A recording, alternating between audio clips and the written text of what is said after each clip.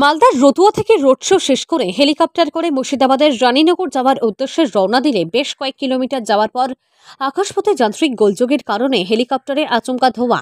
Helicopter pilot বুঝতে পেরে দ্রুততার সহিত মালদা এয়ারপোর্টে অবতরণ করায় খবর পেয়ে ঘটনাস্থলে প্রশাসন সহ জেলার উচ্চতর নেতৃত্বরা পৌঁছায় এবং অভিনেতা তথা সাংসদ দেবের মুর্শিদাবাদে রানীনগরে যে সভা রয়েছে সেই সভার উদ্দেশ্যে বাইকারে করে পাঠিয়ে দেয়।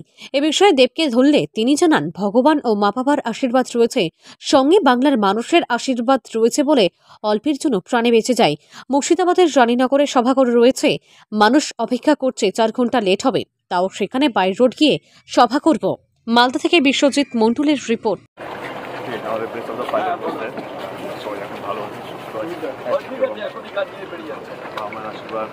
এবং বাংলা মানুষের আশীর্বাদ নেক্সট প্রোগ্রামে যাচ্ছে বাইকার যাচ্ছে, একটু দেরি হবে, 4 ঘন্টা লাগবে, যেটা 8 ঘন্টা 15 কথা সেটা 4 ঘন্টা লাগবে।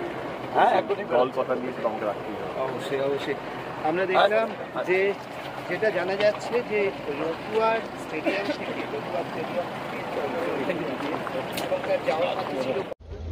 আজকে আমাদের দেববাবুর প্রোগ্রাম ছিল আমাদের রতুয়া বিধানসভা কেন্দ্রে। তিনি 12টার সময় সেখানে প্রোগ্রাম শুরু করেছিলেন। প্রোগ্রাম শুরু করে সেখান থেকে তিনি আবার যাচ্ছিলেন রানীনগর মুর্শিদাবাদে।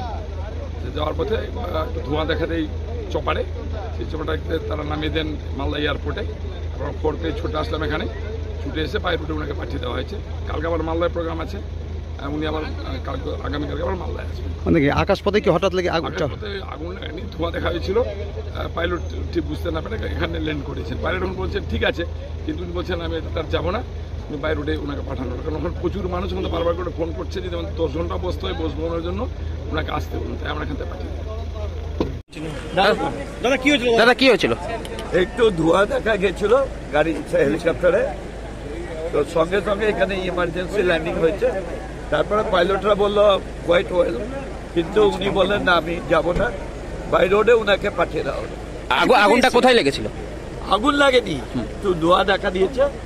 এই আমাদের রোহিং ভাই এলাকায় গিয়েছিল মিটিং করতে, তারপর আমাদের কাছে খবর আছে, আমরা সঙ্গে এসে গাড়ির ব্যবস্থা করে দিলাম।